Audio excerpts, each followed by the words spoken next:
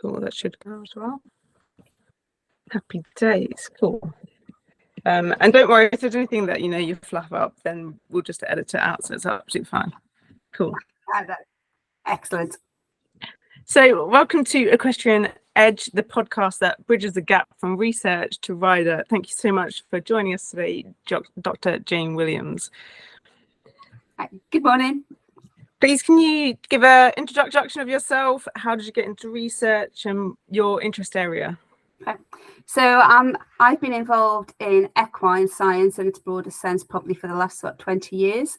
So I didn't have a traditional entry into academia. I was a veterinary nurse, went to work at a college in Devon, which taught veterinary nursing, and my husband actually went to work there as catering manager. And then I sort of got dragged into the deep and dark world of teaching. And I soon discovered once I was there that I've always been passionate about horses and horse sports, and I had horses. And I started to get more involved in equine. And very quickly, I was involved in sort of teaching on degrees, which pretty much started to evolve around equestrian sport and equestrian science. And I started doing research with Professor Hayley Randall, who was at that time working at Plymouth University, and really got involved in sort of the idea of why and how and what we do with horses, and to try and look for a real evidence base. So my current position is head of research at Hartpury University. I've worked there for approximately 15 years on and off. And again, I've been very much evolving my research. So I would say at the moment, I pretty much sit on two strands. One is equine welfare, and it's very much looking at how we can support the welfare of all horses. But my other core interest is performance analysis. And that, I'll be honest, I say the horse is my key interest in there, but equally that's the horse and the rider and the horse-rider relationship, because it's just so embedded together. But I think a lot of my work is really looking at how we can take what we do, make it better, and improve performance, with the aim that if you improve performance, we're also improving welfare for the horses and increasing the benefits to the riders who are working with them as well. Yeah, for sure. That's brilliant. Thank you for that. So today we are going to look at the performance demands of endurance riding, and this is a paper that you fairly recently published. So can you give us a brief overview of what led you to researching this area? Yeah, no problem at all. So in terms of endurance, we've been involved in endurance as a sport for a number of years now. So initially I got involved working with Dr. David Marlin, and we were looking at pacing strategies and endurance horses and trying to see if there was a way to evaluate what would and wouldn't improve completions, and then also success measured as a top 3 placing.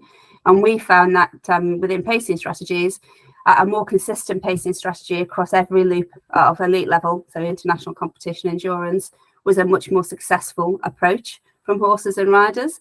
The trend tended to be that people went out in the first loop really, really fast, and then that led to an increased incidence of both gait and metabolic related eliminations. Okay. So that was probably the start with endurance. And on the back of that, I got to work with Fiona Bloom, who's a veterinary physiotherapist and endurance competitor. And we started to think about, some of the broader aspects. And actually in endurance, there's been a fair bit of research done looking at the horse and the demands on the horse and sort of common injuries, etc. Still much more scope to do more. But the rider really gets a bit forgotten. And I think that's a bit of a trend we see in equestrian sport. It's getting better, and rider performance is becoming a more prevalent field. But in endurance particularly, everything has tended to focus on the horse. And actually, if you look at this from a rider perspective, there's quite a big physiological and psychological demand. So like physically and mentally, it's pretty tough to compete in some of these long distance events. And if you think of the training which goes with that as well. And I would say, I might upset a few people, but I think generally as equestrians, we're not very good at looking after ourselves. No, we're not very good at thinking of ourselves as athletes when we're riding at whatever level we're competing That's so true. Yeah, absolutely agree with that. And we've been interested for a while about, that concept of a rider as an athlete. For me, it's that rider as an athlete and the impact that has on the horse. So, for example, if you're not operating at your full capacity in terms of physical strength, that's going to impact the loading on the horse. Psychologically, if you're dehydrated, for example, that's going to affect decision making. So that there's so much interplay between the horse and the rider performance. And we sort of thought, well, okay, we're going to start looking at endurance in more detail in the UK. So Fiona's PhD was started at this point, and our PhD is focused on looking at UK endurance. So we're working with Endurance GB and looking at eliminations and gate related eliminations specifically within that. But we said, well, we should think about the rider and we should take a step back and see what and how the evidence suggests an endurance rider should prepare for competition, and also to identify perhaps some of the gaps. And I think that led to the review.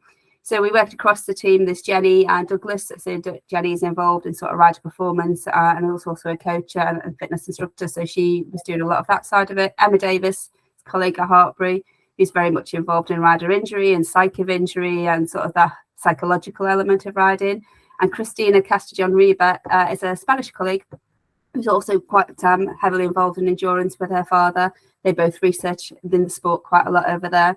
So we sort of came together as a group to really start to break down, okay, from a riding perspective, what are the physical and the mental elements which we should be looking at? And as endurance is a long distance sport, we sort of went to some of the ultra endurance activities in human sport. I always feel a bit weird saying human sport. Obviously, riding it is a human sport, but we think of it a little bit differently. But yeah, we looked at marathon training, but then particularly taking it a bit further than marathon training, because actually when you look at endurance, particularly at the higher levels, it's pushing beyond a normal sort of duration. So we would look at it more as being akin to ultra endurance events, so over marathon differences, events which are going 3-4 hours in duration and length. And just trying to look at some lessons from them, really, to see, you know, at the core, some core concepts which we should be applying, and are there some lessons we can learn from other sports. But also I think there's probably some take homes for just general riders in this as well, you know, like thinking of us as an athlete and thinking about how we can improve our horses' welfare and improve our horses' performance by turning the camera a little bit introspectively on ourselves. That's something that I so often come across myself, is people will see their horse as the athlete and they'll go above and beyond for their horse. They'll do anything from the horse, buy every supplement under the sun for the horse to make sure that they're okay, but they'll put themselves on the back burner. So why do you think that is? I think in some ways it almost goes back to that sort of duty of care, doesn't it? And the fact that we very much focus our attention onto the horse.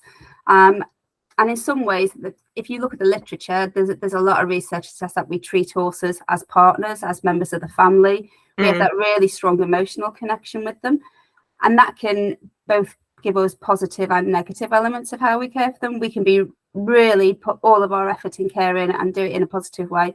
But we can also reflect on the fact we have an obesity crisis in horses at the moment.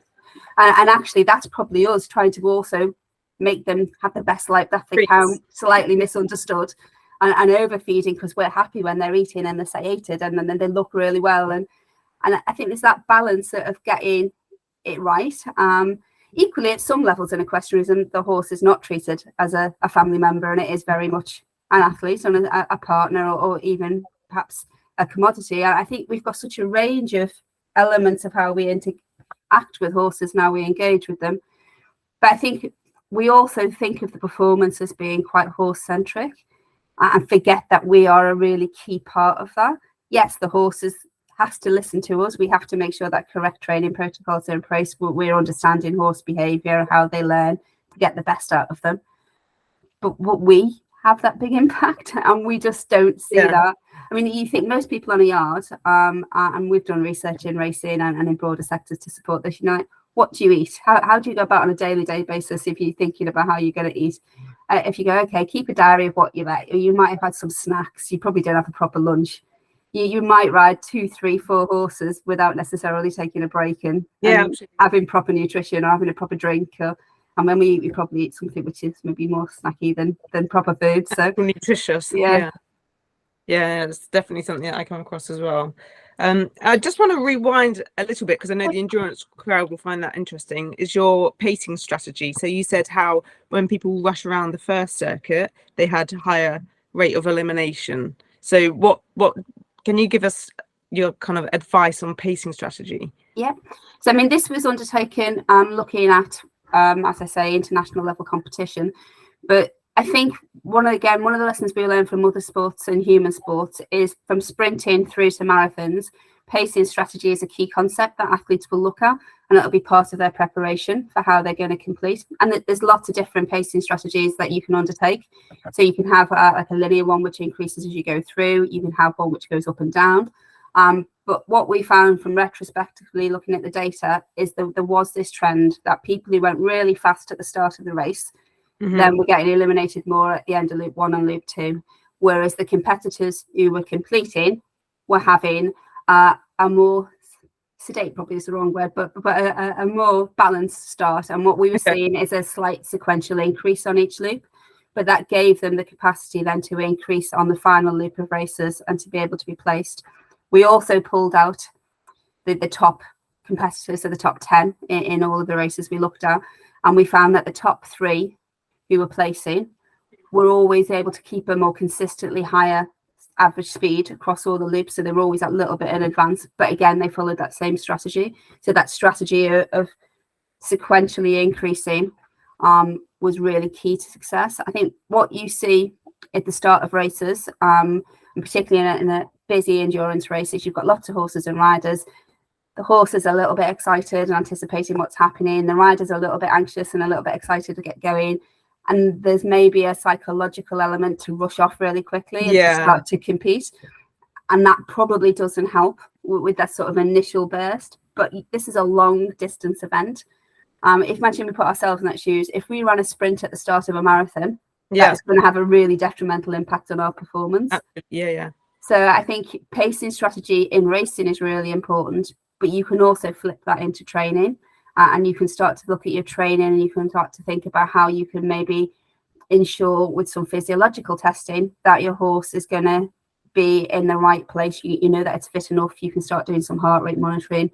You can start to assess some of them some of the physiological parameters which are underpinning performance as well. But I think that is something in Fiona's PhD, when she's looked at the endurance GB data, again, faster loops tend to be more associated with eliminations too. So I think this concept of speed, and the speeds are nowhere near the same at EGB level as what we see in international competition. But the concept the EGB of speed, lower. They are definitely lower. Obviously, we didn't look at the international level competitions in the UK. It was more the national level. But what we see is there's a relationship between faster speed and eliminations at all levels, and that probably does link through to some of this idea of pacing strategy and just going, every horse is an individual. We see different breeds competing. They're going to be at slightly different levels of fitness across the season. You need to think about what is the best strategy for you and your horse at that ride, at that point in the season, and consider that the ride itself, is it got hilly terrain? Is it really flat?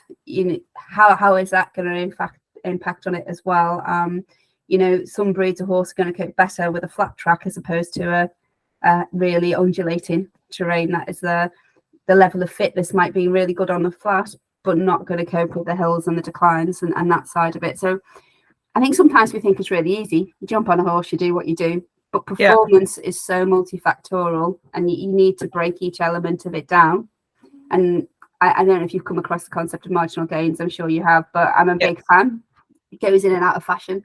But for me, the idea of having small bite-sized elements in a performance that you can work on each of them elements, and then you get the cumulative benefit of them coming together in the output, so your success seems a really logical aspect to take. And if we break that down for a horse and rider, well, we can look at the horse, we can look at the rider, but we should also look at the impact of the two of them together.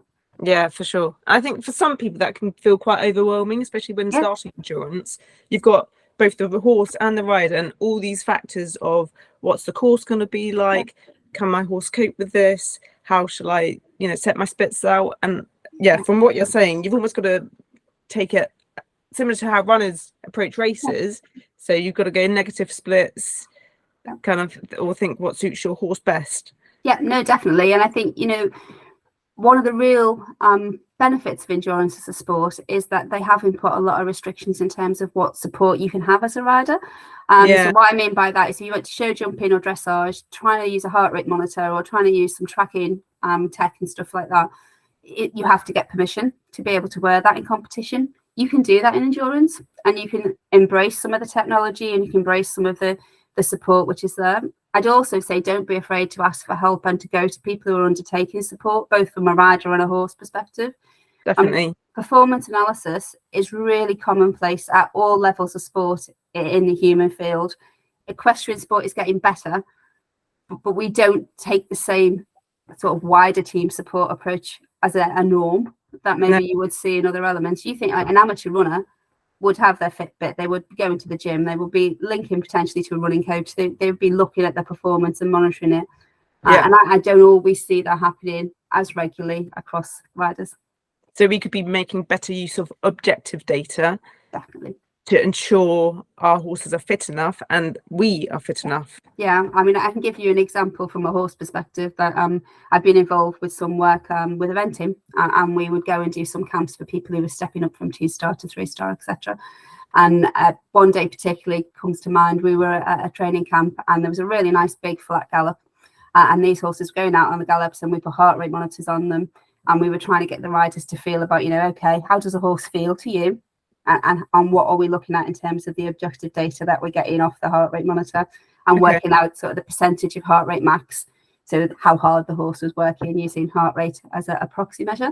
And there was this beautiful little thoroughbred mare that the lady was taking out, and it went round one circuit and the next circuit, and it was just sticking at an aerobic heart rate, and it could have done that for ages. Really? And she was like, she feels really nice, and I was like, yeah, she's going well. But if you were using this as a training session, she won't progress because she's just staying at that static level. Not going hard enough. And she couldn't tell whether or not she was. So we talked about the fact that she would need to integrate hills, and she'd need to find a way to maybe to push the heart rate up to be able to progress that level of fitness. And in events, she was finding on the hills that the horse maybe didn't have enough oomph in that context. The same day, there was a lady with a lovely warm blood, and she went round. And she'll go up for another second circuit. And I was like, well, no, she was at a really high heart rate. And she said, the horse feels fine. And, physically, watching and observing it, the horse was still moving well. It was still pulling. It looked keen. But the heart rate was getting to the point where you go, no, actually, you're pushing it now. Now you should come back down and rest and think about it. And I think we're not always the best at being able to interpret some of the subjective and observational signals. That said, there are some tools that we can use which are simpler. So in human sports, there quite often is there's a Borg scale that we can use, a modified Borg scale. So when they're doing fitness testing, you can have a 0 to 10 rating. And so if you were in the gym at Hartbury and we put you on a bike and you're doing all the aerobic testing, we'd literally flip up a laminated sheet with 0 to 10, 0 being not working at all hard, 10 being about to drop off the bike. And you could pick how hard you thought you were working at that point. And that's been linked through experiments to heart rate and is quite validated as a tool to assess, a simple tool to assess workload. So myself and Gillian Tabor took this out in some really experienced horse and riders, looking at it from a trainer, a rider, and either a coach in sort of sport horse disciplines. And we found at experience level, so I'll use the word elite as a proxy for experience, that actually the riders and the trainers could really accurately assess workload. Oh, interesting. To heart rate, so that it was verified in the same way. But we haven't done it in amateur and below. And again, I think that's probably where there's that balance, isn't it? We tend to develop our skills in equestrianism through trial and error and depending on what you come across. So I think, some of these sports science tools could be really useful to help us to improve quicker. That's brilliant. And so you said that was experienced people. So if you're a novice rider, how would you suggest actually just getting the heart rate monitor as your best bet? I mean, I think, again, there's been work done in racing to say what's the best tools that you could look at to improve horse performance. And heart rate monitors come out as being one of the most reliable because you can track it. And, the kit which is available now is relatively straightforward to use. You can work out what your aerobic threshold is. So we talk about aerobic and anaerobic. So aerobic is when your horse is predominantly using oxygen, or when we are predominantly using oxygen as a fuel. And then when we become anaerobic, we're using fats and carbohydrate stores, and you've got lactic acid being produced. So you obviously cannot sustain that level of performance as long. So one of the key goals of training, a principle of training, is to prepare ourselves physically for a competition, and therefore we want to stay within that aerobic zone as long as we possibly that's can. the low zone. Yeah, so the oxygen being used as a fuel, and then we have the anaerobic performance. So for horses, they go anaerobic when they sprint and gallop. They also go anaerobic when they jump, because they don't breathe, so that they take a breath and you pop them into that anaerobic zone. So ideally, whatever we're doing with horses, other than maybe like a 5 furlong sprint where you'd expect them to be going anaerobic quite quickly because of the nature of the performance, even show jumping, the jumping elements are anaerobic, but the flat in between should be aerobic. So we should be preparing our horses to be fit enough, and using a heart rate monitor, we can calculate where the anaerobic zone is. So a horse's heart rate is somewhere between 220 and 240 beats per minute on average. So if we take that average horse, you would say that the anaerobic zone is around 180 beats per minute. So if you've got a heart rate monitor on, and you can Bluetooth them to your phone, so you can have it telling you every so many seconds what the heart rate is, or you can have it linked to a watch, and therefore you can look at your watch. So if you're trying to do fast work to improve performance, or you're doing endurance work where you want to make sure you're staying within that aerobic zone, you can just keep glancing down and you can look at it. You also get the data, you can pull the data off, you can map your performance, you can do something like a standard exercise test where you have the same place that you ride at approximately the same speed, say every couple of weeks or every 3 weeks, and you can look and you can map your progress. So if you did the same exercise in the same place at the same intensity and duration, if you're working on getting fitter, as that goes through, it should be decreasing your horse's heart rate, because it should become easier. Same applies to us. I mean, like in exercise and human performance, no difference at all. We can do the same sort of use. We can use the heart rate monitor to see how our performance is. And I think, we'd be quite surprised. Riding tends to be a lot about isometric activity, and some of the work that Jenny did in her PhD shows that as much as there's a large oxygen uptake, actually a lot of the time we stay within that aerobic zone, and maybe there's some other mechanisms which are at play, except for when we're in sort of 2-point seat or so out the saddle cantering, and prolonged period of time in that sort of position, and jumping when we might push a bit anaerobic. But I think, again, we don't always look at our performance and see whether we're fit enough for what we're expecting to do. And in the gym, again, you can do the same sort of thing. You can see, we can test it. And if we get tired, as I said earlier on, a tired rider, particularly in an endurance context, if you're sitting on a horse and maybe the 2-point seat you're using with an endurance to be able to get out the saddle to save the horse's back, because we know from the work that's been done by Mishkreef that some of the top causes of pain or injuries in endurance horses is back pain, foot pain, lameness. That whole relationship between the horse's back and feet is pretty key. So if we get tired and we start to slouch and maybe come down onto the saddle, or we lean on the reins, or we start to get a bit asymmetric in the saddle, that's all going to be potentially negative to our horse's performance. So we are really key to be able to give the horse. Yeah, they're definitely responsible. And, the more and more as we go through, social license is a real key discussion point. And will remain that way in equestrian sport, and rightly so. Can you just explain what social license is for people? Yeah, so social license to operate is a concept that really sort of came about probably 20 or 30 years ago in a lot of economic industries. So a lot of it came through from mining. And in mining, obviously, the miners were going into the mines, and there was a lot of detrimental conditions. And the broader public and the sector went, okay, how are we sure that the big businesses who are making money out of this are actually being responsible for the people who are working for them? And that concept has evolved into lots of different sectors, but we see it a lot now where there's animals involved in human activities. And in equestrianism, it's about the horse world, if you like, duty of care to ensure that we're actually protecting the horses, and to be fair, the humans who are also participating in equestrian sport, but that we are looking after them, and that we've actually got, if you like, a framework which is putting us in the right position to be able to say that we do the best to support the health and the welfare and the longevity of the athletes that we're working with, or our general leisure horses. So it's very much about being credible, and being credible in terms of policy, practice, what we actually do, transparency, having a good regulatory framework in there as well, and just really being able to be objective and to be able to showcase, we have horses. We want to work with horses on a whole range of them. We don't want people to say we can't use horses for leisure riding, for equine assisted activities, up to elite sport. But we have to show as a sentient but non-articulate partner that the horses aren't being forced to do something that they wouldn't want to do, and that actually we really are maximising their needs within all of this. And I think it's become more prevalent in the last sort of 4 or 5 years, that debate in equestrian sport. But racing has been the area where maybe it's been polarised now. But if you go into Europe, there's a lot of debate around sport horses. You may have seen the Ethics and Wellbeing Commission with the FEI, who've been really sort of looking at sort of horse sports and the more Olympic related disciplines, and how the FEI can start to lead with this. And I think it's trickling down more and more. There's a lot of bodies who feel that actually we shouldn't be using horses for human activities. Yeah, like decathlon, for example. Yeah, modern pentathlon is a key one. Yeah. If you think of the Grand National this year in the UK, there was a lot of protests at that. I believe protests are planned for the Derby this weekend as well.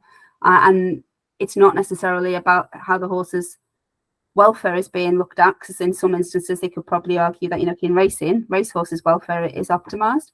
However, the fact we're using horses for racing is maybe some of the ethos. And there was some surveys being done with the general public, and I think 20% of the general public just said, well, you shouldn't use horses at all. Yeah, it's quite a big number, isn't it? Yeah. And I believe in the same one, there was another 40% who were like, well, we don't really understand why, and we feel maybe it's detrimental.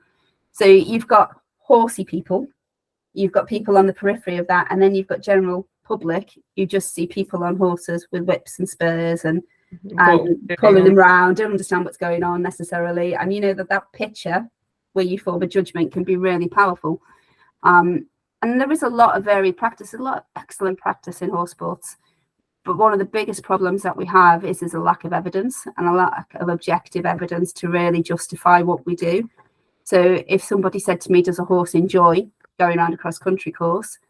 I couldn't give you the evidence that it did from a scientific perspective. If you look at going back to endurance, if you turn around to me and say, well, what's the best way we should ride a horse around elite level eventing? And you say, well, if they go really fast, is that a good strategy? I can say, well, the evidence that we have to date suggests no, that would be detrimental. So that duty of care would be to adapt our practice and to be informed by that research. Sure. So it's actually really important that we gather more evidence. If we want to keep riding, we gather objective data to go, actually, no, we know we're looking after horses because this data says so. Yeah, definitely. And we're involved with a number of groups, particularly I'm part of a Sport Horse Welfare Foundation, where we're really trying to sort of work across the industry, bring both leading researchers and industry bodies, so federations, etc., together to really start to try and develop that evidence base. But I think also on an individual level, as a rider, we need to recognise our duty of care. And that's a duty of care just at a basic level about looking after the horse's health and welfare and doing the best that we can for them, how we manage them. But also, if we're looking at that from a competitive perspective, that will underpin you getting superior performance and having an increased career length for your horse, because you're going to be optimizing what you're doing. That involves having evidence-informed decision-making, keeping up to date. It also involves, in the context of us as riders, being responsible for our own actions. And, if we aren't the right match for our horse, if we're not suitably prepared ourselves, then can we honestly say we're meeting that full duty of care? Yeah. And, some of the factors which are linked potentially to endurance sports, where we do see that maybe the nutritional strategy is incorrect, the hydration strategy is incorrect, fatigue becomes a part. We know all of that psychologically can affect decision making, and if our decision making is flawed, then that is potentially again detrimental to that horse. And we need to take that into account and be really responsible, I think, moving forward, because we will be questioned and challenged more and more as we go forward. And with that decision making, when you're under fatigue, which is negatively impacted, how do you know how we can improve that? Is it possible to improve? It is. I mean, I think part of that is taking it right back to the principles of training for a horse or for a person. So the principles of training are to prepare the athlete for the test that they're going to have. So that's physiologically and psychologically. So physiologically, you need to make sure you're fit enough. psychologically, particularly from the horse or the rider's perspective, that's managing anxiety, it's managing the environment and being able to be familiarized with that environment. The second principle of training is about having the skills to be able to do what is being expected of you. So we wouldn't expect a horse to go out show jumping that never been trained to jump. Yeah. Equally, you wouldn't expect a horse that was unconditioned to maybe compete in some of these. So strength and conditioning training is a key element of that skill preparation, that skill in terms of physically preparing the athlete, human or horse, to be able to have the strength and the muscle capacity, but also the neuroplasticity. So that means that we've established the right sort of nerve connections so that we can speed up sort of the reaction. So if you think when you apply an aid and you get a response, once that aid is really established, then you will see that response a lot quicker, won't you? And that's because you practice something, you develop the skill. As you practice the skill, the nerves which are connecting to that neuroplasticity, that speed becomes more second nature. Yeah, so you get a much quicker response. So skill training in terms of actually practicing the movements that are required, but also repetitive elements to get them pathways in place, but also the strength and conditioning is really needed. And for me, rider fitness, rider strength and conditioning to underpin decision making, it is really key there. And then the final one in terms of training principles is to improve performance and reduce the risk of injury. Well, if you hit the first two, you should hopefully be able to also not injury reduce the injury and increase the career longevity. But you know, if we prepare ourselves physically, that is about training. So we know we're aerobically fit enough for what we're trying to do. We know we've got the right strength and conditioning training behind us to be able to cope with it. We've got the right skills to be able to ride and to react in the right way. There's also that element of doing a bit of background work as well and understanding, you know, getting some understanding of what the latest evidence is, what the latest evidence suggests, but also knowing ourselves and knowing our horse. We talk a lot in equestrian sport about looking at the horse as an individual, but looking at the horse and rider as an individual as well. And you know, one size does not fit all, and we need to think about how we can adapt that and be able to understand across different horses and riders and then partnerships how we can do that. And that might mean some tricky and difficult conversations at times. I mean, everybody probably has some sort of anecdotal incident in the past where they've known somebody with a horse and them just haven't got on, and they might have kept on with it for a long time, and ultimately it maybe leads to something which has not been so good, or that horse has eventually gone on to somebody else and has maybe done a lot better. Yeah, you know, we don't get on with every horse. We were individuals as well. The horses are individuals, and we talk about people overhorsed. Again, it's that matching, isn't it? You know, you've got to really sit back and objectively break down the whole relationship and think about it, and think about you as a key cog in that machine as well. Yeah, and ultimately you've got to have that trust and bond together. So if it's the partnership's not working, even from, you know, just gelling, how's that going to then transpire into good performance? Yeah, no, definitely. And there's ways and means you can work on that as well. I mean, it doesn't necessarily mean it's the end for a partnership, but I think the recognition that something is maybe not brilliant or perfect, we need some help here, and thinking about how you change that.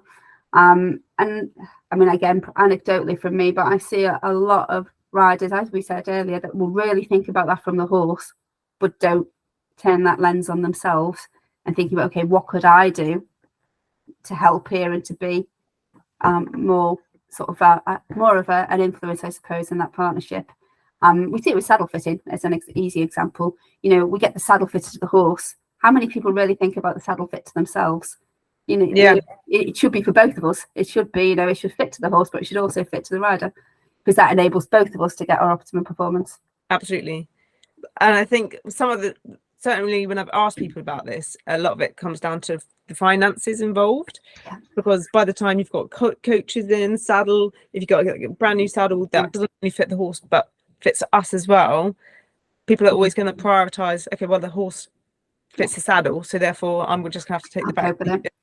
And I think, I know it's a really valid point. You know, horse sport is expensive, and there is a lot of financial considerations. I would always advocate that we prioritize the horse's welfare, because as I said, they are working with us, and they're so giving.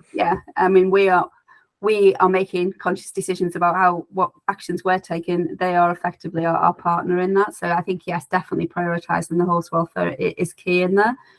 But maybe it is thinking about, okay, what are my priorities? How do I build that together? And I'm a big fan in terms of the human sports science field of looking at periodization and planning out how you would get there. So periodization is looking at goals effectively. So you set goals, short, medium and long term, and then you link periods of training or cycles within them goals. So if we took an Olympic athlete, they would have a macro cycle, which would link to an Olympic goal. So macro is big long term. Yeah. So in terms of, say, a 4-year cycle in that context, then they might have a meso or a medium length cycle, which would link to maybe European championships or national championships on an annual basis. And then they would have micro cycles, which can be anything from a week to a month, and they'd be shorter areas of training, if you like, and then would have little goals in there. But I think goal setting, linking that through to what you can physically, financially, practically achieve, because, a lot of riders are working and there's a lot of other pressures on them in terms of work life and everything else there too.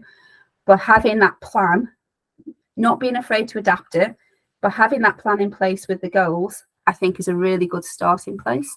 And within that, to have monitoring as well. Because the other thing we see is like people might set some goals, but then they don't assess the progress. And this idea is you need to have your goals, you have your mini, if you like, and your medium and your long-term cycles that you're working towards, but you're assessing your progress all the time.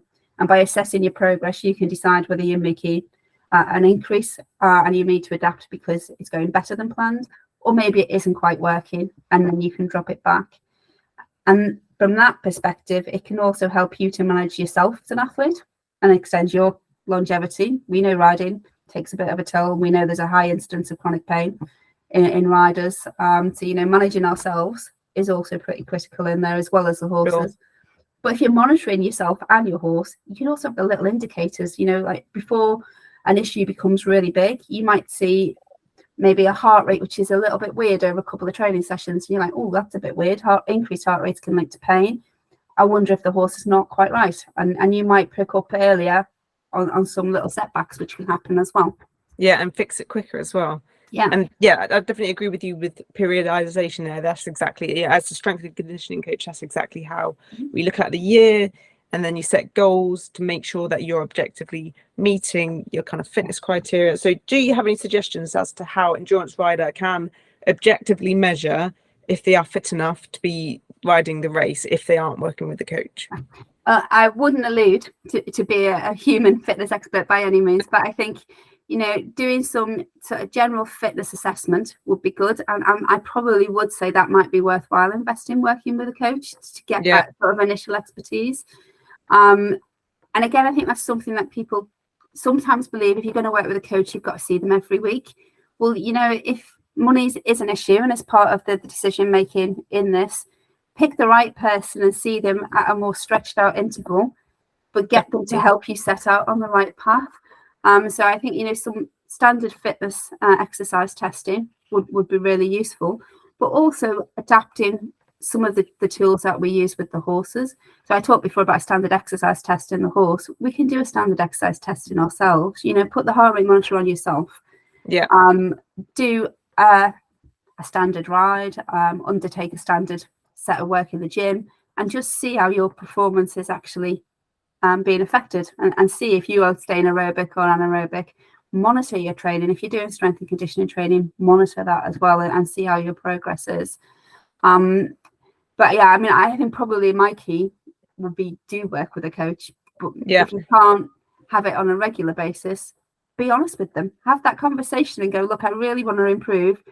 Money is an issue. Can I see you once every 6 months? Can we do an initial assessment? You set me on the right path, and then absolutely. And I think the right coach would actually be thrilled to work with that sort of person, because if you're truly caring about rider welfare, horse welfare, then you're going to want to work with people that are also trying to do the same. No, so definitely. I think it's looking at the distance that they're trying to cover, so making sure that your heart rate's in a good zone for that distance, and then making sure you're supplementing your off-rider fitness with, you know, your squats, your hinging, your isometric training, so that the squat holds and that sort of thing. So, and there's so much free information out there. I think it's really important that people are actually actively pursuing, what can I be doing as a rider if I can't afford a coach every week? What can I be doing? And I think I totally agree. I mean, I think if you look at sort of rider performance, you need flexibility. And so we would look at how that could come through from training. You need core strength, and you need to have strength. We know that when you get fatigued, it is your legs and your arms where the fatigue sort of tends to hit in first. And if you think about them in terms of the tools to give the aids and to control the direction, that is where maybe we can't keep ourselves out the saddle in endurance as well if our legs are starting to get fatigued, and if our core starts to fatigue. If we start to fatigue in terms of arms, then we're going to lean on the reins, and again, that's going to impact the horse. So I think that strength and conditioning training and the isometric work to be able to hold yourself in a position is key. It's also about symmetry. So, you know, there is no such thing as a perfect symmetrical athlete, horse or rider, and I think we will very rarely get to that point. But that would be your biological perfect athlete, if you like. But what we can do is control the degree of asymmetry that we have and work with the functional asymmetries that we have, both from a horse and a rider perspective.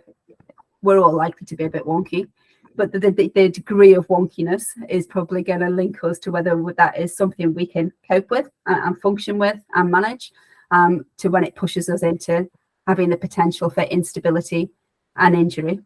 Yeah, and I think, so we're not collapsing into one side of the horse. And we see it in our horses, particularly, you know, once one element gets fatigued, then that's going to have a knock-on effect on the other elements of the horse. It's the same with riders. You know, you start to get fatigue in certain muscle groups, then other elements have to be able to compensate for that. If you're more wonky on one side than another, your horse is likely to start to mirror that asymmetry that you have too. So in terms of training, fitness work, strength and conditioning, flexibility, and trying to think about how you're working with what you have, and you need an honest and frank assessment, you know, where you are at certain points in time, and measuring some of them factors as well. And that's where working with a coach can be really, really key to help and support you, but Definitely. Also just a good awareness of yourself, and being a frank, objective assessment, which is not always a comfortable place for us to be in. Never comfortable. And with one of the main objections I hear to starting strength conditioning is, but I lug wheelbarrows and lift bales. Why should I do strength conditioning? Yeah, and I think you hear that a lot in equestrians. There's the work that we do around the yard, but also I ride tons and tons of horses. Now, elite level riders, probably because they're riding 10 plus horses a day, that they're probably building up core movement. I'd still say they should go and improve and have some additional ancillary exercise off the horse as well. Fitness is probably above and beyond the competition requirement. Whereas again, if we thought popping down to amateur level, you know, what we do around the yard is not mimicking the movements and the skills that we need. Taking it back to we're developing skills, and we're developing our body to support the skills we need in the sport. And you know, lumping bells around, lumping wheelbarrows around is not mimicking riding. And it is not. What it's probably doing is giving us back pain by the repetitive strain and the overloading that we tend to do, because we don't follow the whole health and safety guidelines in terms of weights and stuff and safe lifting a lot of the time. So I think, you know, it will develop it will develop some underpinning fitness for it at a low level, because it's that low level activity. It will develop some muscle strength, but it's not mimicking what you need for riding. And that's what you've got to do. You need to break down, you know, a rider needs to be able to perform these skills. How are these skills supported in terms of muscles? What muscles do we need to therefore strengthen? What flexibility do we need, etc.? So I think it's really key that we don't just take for granted. When we could turn around and say that I run for the bus every morning, therefore why can't I go and run a marathon? It's just not the same thing. Doesn't measure up. Yeah. So linked to that, there's a weight cap in terms of you can't be too light for endurance, but I don't believe there's a weight max, is there? No. Do you think there needs to be?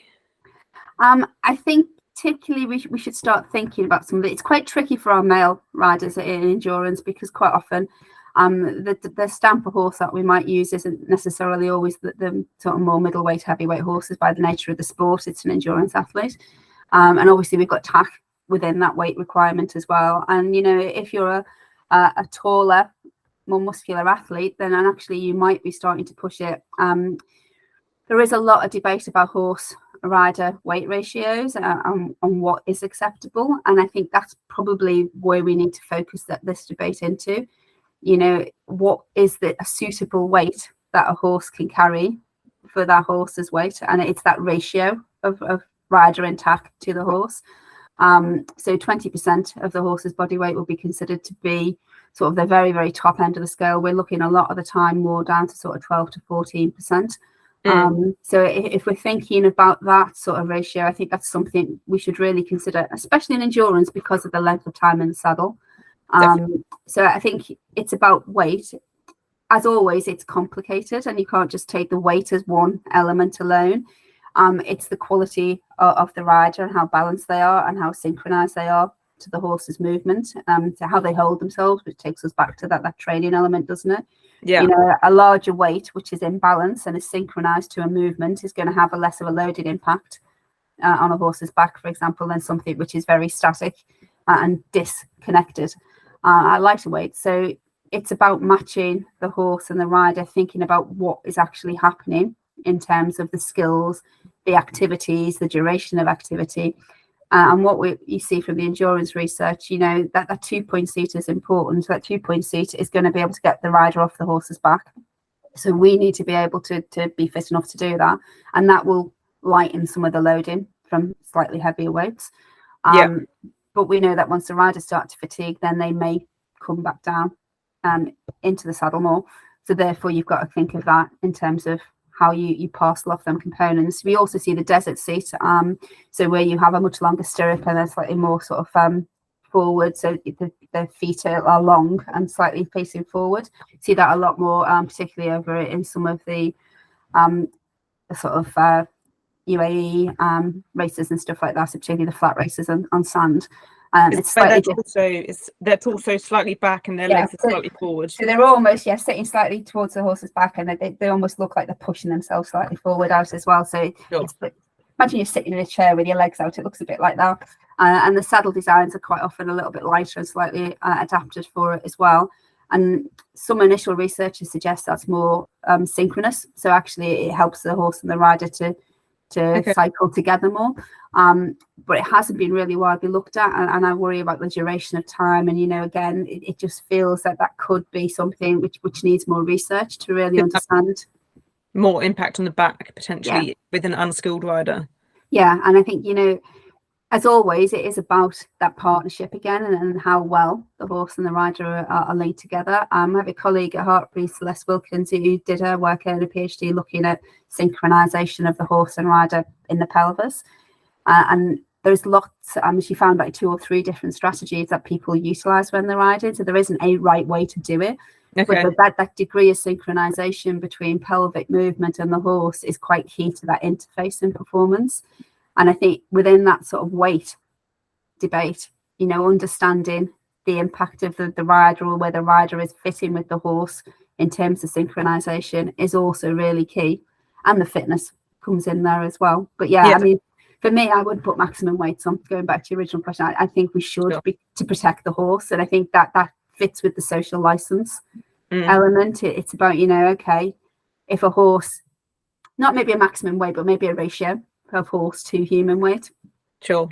And it's as a rider being responsible for your horse and going, okay, what's the age of my horse? What's the musculature across the back like? If this is a really unmuscled horse, they're not going to be able to take as much weight as a really completely. And, you know, any rider should make them decisions. You know, we should look at our horse, we should look at ourselves. If it's not conditioned, if maybe we're a little bit heavier than we normally are, you know, think about what you're going to do. If you're going to take it for a walk around a block, then you probably will be fine, won't you? Yeah. If you expect to go off and do a 40-kilometer ride, not going to work, and something's going to happen, and something's going to become affected by that, isn't it? But you have to, again, I sound a bit like a broken record, but it is about looking at all them different elements, isn't it? And making an informed decision, breaking down all of the components, which is daunting. Yeah, part of our duty of care to sort of really take that step back and go, okay, you know, we'll look at tack. We'll go, is our tack okay? We might go out and buy the latest colours and make sure everything's all matchy. You know, yeah, draw back from some of that and look at some of the basic stuff and go, you know, like, what's our fitness like? What's the condition of the horse like? What am I like? How is all of this working together? yeah. Will we get away? Can we pull a horse out of a field that's been in the field all week and expect it to go out for 3 or 4 hours at a weekend because we want to go on a really nice long ride? You know, But we've been busy at work. Yeah. And, you know, we've got to think about it as a partnership and think about what are we actually doing and meeting both of our needs by how we're actually working with our horses. Absolutely. Yeah, I'd agree with that. So can you just, I was reading your paper, and can you give a quick overview of how skill level can affect the physiological demands of endurance? Yeah, so I mean, I think in terms of skill level, you obviously become more practiced at the movements, and you have got a better underlying, if you like, or innate developed skill set, which is going to be able to support it. So I think at the higher skill levels, or as you've developed your skill, you are hopefully more synchronized, as we've said, with your horse's movement. You also develop hopefully better decision making as well. So that experience enables you to adapt to situations as they arise and to be able to make the right decision. So you would hope that with an increased level of skill, you're more in balance, you're therefore reducing the loading on the horse. You can link it into pacing strategies because you've learned what works for you and your horse. You have that better nutritional strategy. You also have the right sort of strategies in the ride in terms of hydration. Pre, post, and during the ride, you're adapted in the right way to be able to get your maximum performance. So I think it's about setting yourself up to be the best that you can in terms of skills and developing that skill coming through. Also, because you've tended to work your way up through the levels, then that hopefully is also preparing you for the next one. I think we see in the research we've done, it's that transition period from one level to the next, or the jump up, which is where people maybe need a bit of support, both in managing the horses and also managing themselves. And what would that support perhaps look like? So in eventing, they have the Bridging the Gap series, which is designed to be able to support riders from sort of 1-star, 2-star up into the 3 and the 4-star and above, where maybe that there's the increased physiological demand and you need to think about it in a slightly different way. In endurance, EGB has done some seminars linked to some of the work Fee's done, but I think, you know, it's about stepping back and thinking, okay, what is the difference? You know, from a horse's perspective and a rider perspective, the physiological challenge at a different level is going to be greater. You know, you're going to have to compete at longer distances. So therefore, you need to be able to be adequately prepared to be able to undertake that. There may be more increased travel and other sundry elements, which you've got to look at there as well. So I think for me, I'd be assessing, particularly the horse and also from the rider perspective, how you were coping at the lower level in terms of, you know, recovery rates, general rates of fitness. So looking at lactate levels, looking at heart rate levels during the course of a competition, seeing if you're in a comfort zone, if you like, you're staying within them zones, which is showing that you're undertaking this and it's within your capability. I would look at injury records. I would look at post-race recovery, the recovery at the vet gates, and to see how quickly all of that is happening. Mm-hmm. And then they would start to give you a few clues as to whether you're ready to step up to the next level, and that increased physiological and physical demand. And then I would monitor. So, I mean, it goes back to what I've said before. It's about prepping yourself correctly, but also monitoring your progress and working and building on that as you go through. And how easy is it for people to actually, you know, take blood lactate levels? Is that a realistic? Lactate is probably something which is not as user friendly to be able to undertake. So, you know, if you're working at a team level, you've got vets and you've got support staff who can do that. For people, we can do it relatively easily. We can do like little pinprick tests and other bits and pieces. But for the heart rate is probably the better proxy measure. It's not perfect because we don't get the lactates, but you know, heart rate has got a linear relationship for our horses. up until you get into sort of 220 beats per minute, so really sort of fatigued or fast galloping, heart rate has been shown to be a good proxy measure for aerobic capacity. So we can use that relatively confidently, and the same with human athletes too. So for a user-friendly, nice, easy way to be able to start monitoring it, I think a heart rate monitor is a good start. The only caveat I would say is that a lot of the systems will give you lovely, pretty pictures and data, and they'll give you some level of interpretation. They don't always fully tell you what the numbers mean. And I think that's one of the elements which is missing at the moment in the sector, is that interpretation. So you really understand how to use the information you get to its best capacity. So can you point people towards a resource that they could better understand this information?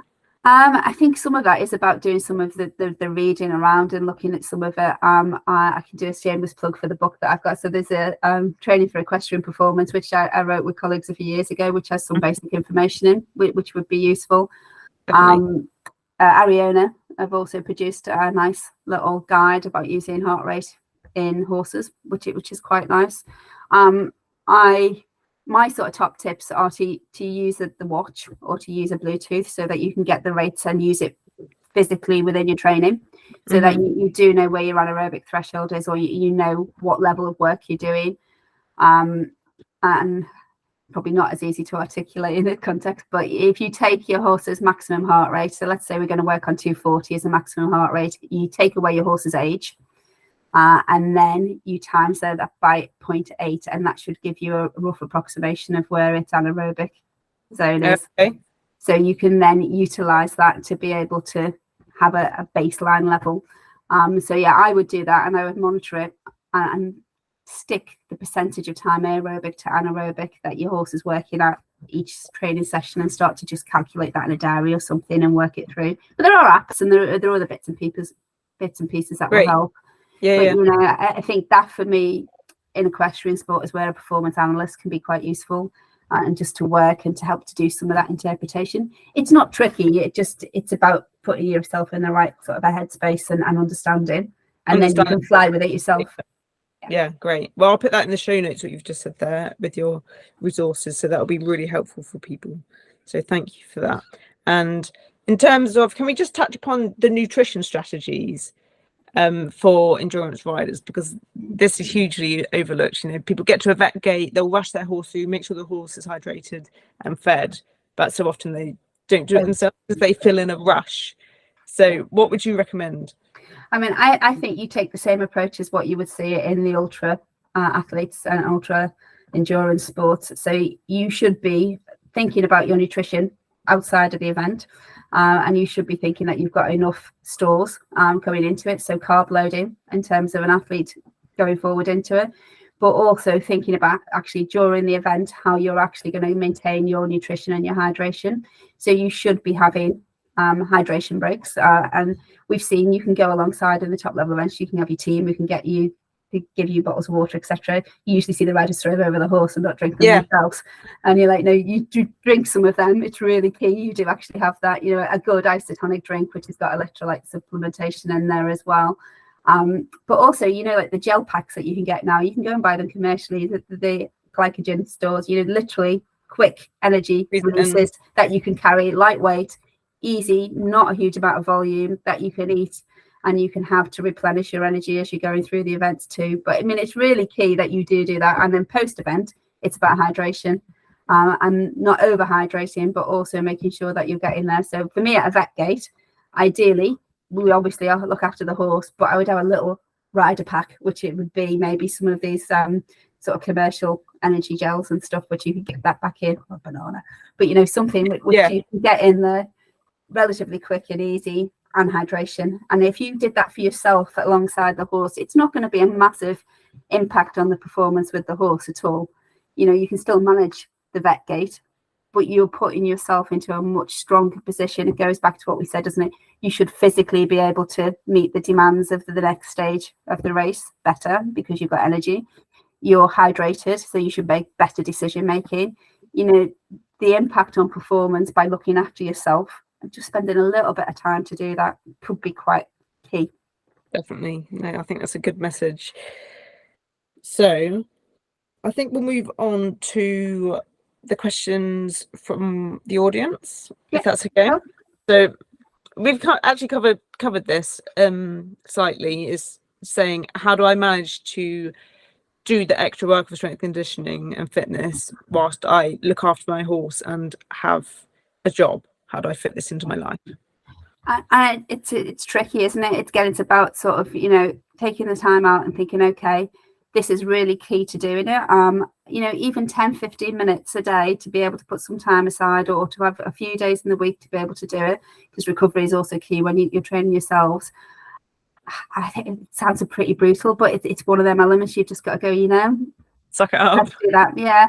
I mean, I would rather not spend half an hour grooming the horse so it's gleaming and maybe go out with it a little bit dirty, just do a quick brush of its bridle and area in the saddle and make sure it's okay, and save a bit of time there to be able to work on yourself as well. Yeah. But I think, you know, the benefit of doing it will hopefully outweigh it. And also you start to get the endorphins, don't you? Once you actually start doing it, then it becomes enjoyable. Feels really good. And it does improve it.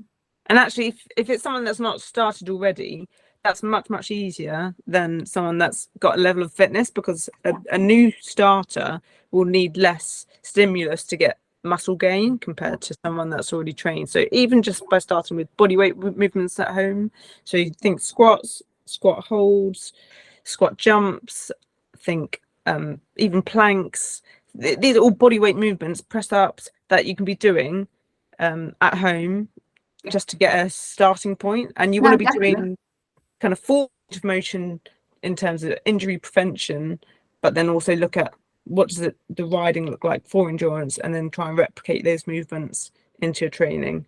So I think that's probably a good place to start. And you know, it isn't always necessarily about going to the gym and pumping weights, is it? As you say, there's other alternatives that you can look at, and you know, you can make that start at home without necessarily going into an environment which is a bit intimidating. Absolutely, yeah. And that can all be from at home to begin with. So I think if you're struggling to fit into your lifestyle, aim to do, like you said, 10-15 minutes at home. That's better than nothing. And you've got benefits. So where do you see Ride of S&C or fitness going in the next 5 to 10 years within endurance? I think, particularly with the link to social license across endurance, but also all sports, that the lens is going to be focusing on us as riders more and more. And at the moment, that probably focuses on the horse in terms of injuries and some of the key elements like whip use, which are very visible. But as we delve deeper into that, I think people will start to question the rider more, and you know, is the rider suitable? So I think that there'll be an element of that, which will also then be looking at, you know, like, are you the right weight and fitness and the right skill set to be able to show that you're doing the best for your horse. But I think from a performance perspective, I don't know if it will go that way, but I would hope that actually people will start to recognise. I'm a huge advocate of performance analysis in equestrian sports for horses and riders. But I think, you know, more people have the evidence that the more we talk about this, the more people will see the real benefits to them and their horses from actually engaging with strength and conditioning, off-rider fitness. And it makes that relationship so much better, both competitively, but also just for general enjoyment. You know, you're less likely to get injured. You're going to be able to work with your horse a lot better. So I think it will become more commonplace. And I see more riders now engaging with rider-specific fitness programs, which I think is probably one of the ways to get people more engaged generally, because, you know, if you can understand that link between what you're doing in terms of exercise and what that means to your passion, then I think you're much more likely to sort of pull it together and to do it. It makes you engaged to actually be encouraged to want to do it, because it's going to improve your performance on the horse and improve horse welfare as well. Yeah, and lengthen your riding career potentially. Yeah, and that's the thing, our sport's so different to other sports, because actually we have this long career where we can ride into, you know, 70s, 80s. So yeah, I think that's great. As riders, what can we be doing to promote ethical equitation? So I think that probably comes back to what I've been saying right the way through. This is about understanding the evidence, knowing what evidence is out there and making evidence-informed decisions. Riding historically has been based on tradition and trial and error learning, and in our modern era, that is not going to wash with that broader public perception and in showcasing that we really are meeting the needs of our horses. So I think it's about trying to stay as up to date with the evidence which is coming out, the research which is taking place, and to embrace it. That isn't always easy, and that link between science and the real world is a tricky one to navigate. So I think as many podcast conversations that we're having like today, where that can start to be taken out and become user friendly, I think that's the real way to take it forward. But from an individual level, it's probably taking that step back and really thinking about, like, what am I doing and why am I doing it? What's the purpose of this? There's so many instances with what we do that if we actually broke it down, we maybe would see that isn't the best result. So, for example, if we're thinking about an ethical approach to riding, we know our horses learn through cues and responses, and we basically shape them in terms of what we do. So putting a leg on to move forward is something that we shape. So if you take a show jumping round, and let's say a show jumping horse refuses, how often do we see the rider maybe pull them round and use the whip to get them to go forward at the same time as holding the rein to stop them moving forward? Yeah. Now, if you break that down, that is a total breakdown of communication, because the cues we're giving are just not matching the responses that we want. And therefore, in their cases, we can't justify that as being ethical. But I'm also pretty sure a lot of people might have been taught historically to do some stuff like that. So, thinking about what we do, thinking about when things maybe don't go well or when they do go well, and breaking down why that is, and using ethically sound practices, working with the horse, thinking about how the horse learns, understanding the world from the horse's perspective, that can be a really key way to start to maybe embed some of that ethical equitation in your practice. It's like when emotionality takes over, then our justification goes out the window. Yeah, totally. I mean, it's a tricky place. Everyone can probably think of an example where, with hindsight, you wouldn't have done what you would do. And it's not about pointing fingers or beating people up over what they've done. It's about, let's be honest here. Let's be reflective. Let's think about what the best way forward is. And let's try and keep everything calm, logical, and evidence-based. And just taking responsibility of that. Yeah, that's great. How much does logistical challenges, such as vet gates, feeding, monitoring, affect performance for horse and rider? I'm not sure if they affect performance per se. Well, we've got evidence that shows things like travel distances can be in the frequency of competition, can link into performance as well. I think a lot of it for me is about the preparation and understanding, that monitoring and being able to do that can be a really key tool in your toolbox to be able to see how you're moving forward and how you're going on. I would say from some of the work that we've done in endurance that maybe people want to think about competition frequency and think about, the frequency, so the cumulative distance in training, the ability for horses to rest and recover, and to be able to have sufficient breaks in between bouts of prolonged exercise. And also, if you've got competitions, if you're eliminated from a competition, then thinking about that sort of mandatory out of competition period. So the FEI obviously have mandatory MOOCs where you have the 8 days and you wouldn't be able to do something. I think actually we should think about that on an individual level for endurance too. If there's been a little issue, if something hasn't gone quite right, we should take that step back and think about, how do we adapt our training and stuff that way to be able to move it forward. So what would a good break in between prolonged exercise look like? It depends on the horse and the rider, to be fair. So it's about you monitoring yourself. But again, quite often we will find traditional training regimes might be that you would have a long distance, and then you might go out and do something again the next day. You would be looking for signs of recovery. If a horse is really depleted, it takes up to 72 hours for them to be fully repleted again. If you've done a piece of fast work, you probably want to be giving a couple of days before you do the next piece of fast work. It's sport specific and to an extent individual horse specific. What you shouldn't be doing is lots of distance and lots of speed repetitively without that ability to recover, because they're the factors which will lead to injury.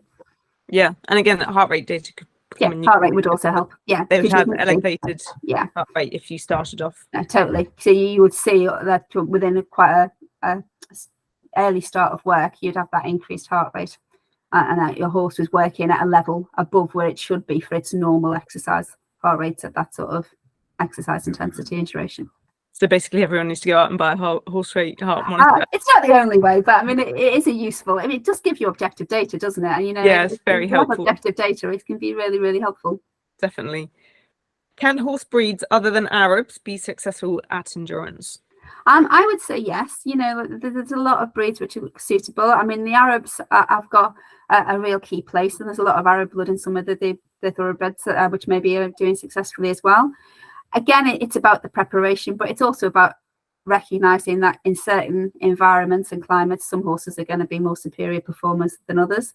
But, you know, prepping your horse correctly and having that right sort of horse rider match is there. But the more lighter weight breeds, I think particularly, are going to be more suitable. The endurance breed, I probably should say, rather than lightweight breeds, but the endurance breeds are more likely to be able to be competitive. But at the lower levels, there's no reason why most breeds, if they're trained properly, are not going to be capable of being successful. Sure. Okay. So if someone's just wanted to get involved in endurance, as long as they do the training. Yeah, it's there. I mean, it's the lower distance rides. You just, you know, manage your horse within that. You'll still be able to go and have a good day and be able to go out and be successful. It's about the preparation, isn't it? You know, if you think again, if we look at the comparison to marathons, for example, you see a whole shape and range of athletes that complete marathons. Some might take longer than others, but if that prep is there correctly, you can achieve. Having a great time. Yeah, that's brilliant. What can endurance riders specifically aim to improve in off-horse training? I guess we've kind of covered this, haven't we? Yeah, I mean, again, I think it goes back to that sort of, doesn't it, the flexibility, the strength and conditioning, so the core strength in particular, and also the skill development, and that's underpinned by that strength and conditioning training. And in your paper, you mentioned how in the long distance, people go between the 2-point and then they do the rising to kind of replenish that their muscle, because the 2-point takes up a lot of energy. So if someone's currently not doing a 2-point position and they're doing rising trot for the whole ride, say a novice rider, should they aim to be looking to do? Yeah, I think increasing trying to integrate some of that 2-point position is really useful, because it does, you're supporting your own weight, you're taking the weight off the horse's back. So rising trot is the sort of the next best strategy, but the more you can get your weight up and you can control yourself, the better. So I mean, when you're doing your training and your work, standing up in your stirrups, I mean, I'm a great fan of standing straight up in your stirrups. Improves your core stability, improves a bit of your muscle strength as well. You know, on the horse, that's a nice strategy to start doing it, and you can do it for like a minute or 2 minutes and build up the time you can do it. But then off the horse, doing your squats, doing your core exercises as well is also going to support them. Great. So to finish off, I always finish the podcast with 5 quick fire questions. So where were you? Where are you now? And where are you going with your research? Where were I? So I suppose I was looking at performance analysis across all sports, in terms of particularly endurance, thinking about that link to horse injury and completions. What I'm doing at the moment is still continuing that on across a range of disciplines. So I'm doing work across racing, still in endurance with show jumping and with dressage, and applying performance analysis, both from a competitive perspective, but also underpinning to welfare. I'm also doing a lot more now linking through to the performance and welfare link. So we're doing a lot of work to think about how we can really increase that knowledge and understanding and develop that evidence to make that transition. I mean, going forward, I think I will continue to do the work looking at performance analysis, because I think there's real potential there to improve both horse and rider performance and welfare. But I think particularly with my work with Sport Horse Welfare Foundation, helping to support individuals but also broader federations to really get the right messaging and the evidence-based messaging, which can support horse and rider competitive performance, but also horses and riders everywhere to be able to do the best that they can and to get the best out of the sport, and also to stay healthy and fit and have a nice, happy life. So I mean, it's all for me at the moment about a good life for horses and a good life for people who are working. Great. But it's really important work that you're doing, so we really appreciate, you know, we need more people like you to be doing the research so we can continue doing what we love doing. What do you wish you knew before you started your research career? It's hard work, and there's ups and downs, and there's always challenges. So I think I sort of maybe had an inkling it would be that The frustration, I suppose, is you never quite know how much it can change and it can develop. I suppose what I'd really like to know is a lot more of the technology, but actually I would have liked the technology to be available when I started, to be fair, and to be able to take that forward. But, you know, there's always questions. That's the best thing about research. There's always going to be more to learn. And I think that open mind is a really key skill. But yeah, I'm not sure exactly what I would like to have known. I suppose maybe that actually can make a difference. And we were starting to see it make a difference. You know, having that at the start would be really encouraging. Really, yeah. Do you ever still get imposter syndrome? Oh, all the time. Totally. Do you? All the time. Yeah, no, definitely there. Always. And you just think about it. You know, researchers, everybody, you've got like your little idols and your heroes, you know, who can't speak to them. They're all normal, lovely people who will happily chat to you and just talk about what they do. So yeah, never be afraid to ask questions or to approach us. Yeah. And I'm, as much as you guys, I'm like, oh, we'll come ask them that. But everyone's very open and honest. Yeah. Oh, that's really helpful. What do you think we can be doing to make research more accessible and understandable for everyone?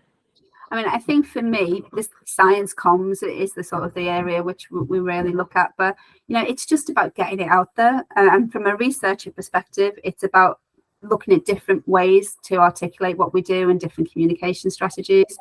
And from an individual basis, to start to join some of the societies, to link into some of the podcasts and the webinars, and just really embed yourself within that world. It's a bit scary, but again, don't be afraid to ask questions. If you don't understand something, ask the people who are doing it. There is no such thing in my world as a stupid question. I'd rather somebody could understand it and that we can have that conversation, because the conversations are really important, and we're all in it. I fundamentally do believe that everyone's in it for the well-being and the good of the horse, and definitely, therefore we're all on the same page. So, you know, just speak to people, engage, and ask. Fab.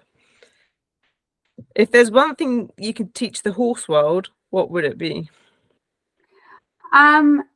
Good question. I think for me, one of the things I'd really like people to take on board is to not always to believe the traditional practice and to be open-minded. So I think if I could teach everyone to be open-minded and reflective and to really think about what they were doing, that would be a core message for me. Is like, you know, question your actions.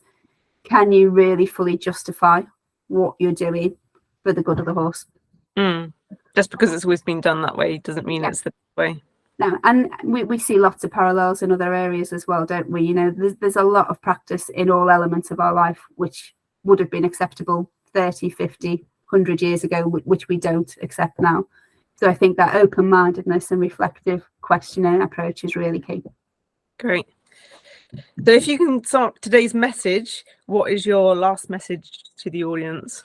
So I think for me, I mean, I'd really like people to read the paper. If you've got any questions, please to do pass them on to me. But I mean, I think in terms of endurance and broader equestrian sports, it's really about thinking about what the evidence is that's out there to support people to generate more evidence by engaging with research, but just to question what you're doing and why, and to really sort of try and use evidence-informed approaches as much as you possibly can. Amazing. And so further to that, if people do read your paper or they have questions off the back of this podcast, how can they contact you? Are you on social media? Can they ask you questions? I am on social media, but I have to be honest, I'm not always the best at it. Normally on any paper, there's an email address for the corresponding author. If you drop them an email, then that is a really good way to be able to start to open a conversation with them. But equally, for Hartbury members of staff, we have a repository called Pure. So if you go to Google and put Jane Williams Pure, that will link to all the research that I've done. And again, there's ways and means that you can contact us through that. And most academic institutions have the same open access repositories. So we're required to publish a version of the work that we do. So you can get access an awful lot of stuff in that way. But yeah, I'm on Twitter. I think it's JM Williams 106.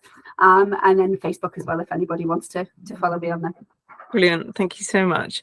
We really appreciate all the work you're doing. You are a fountain of knowledge. So thank you so much for your time today. No, it's been lovely.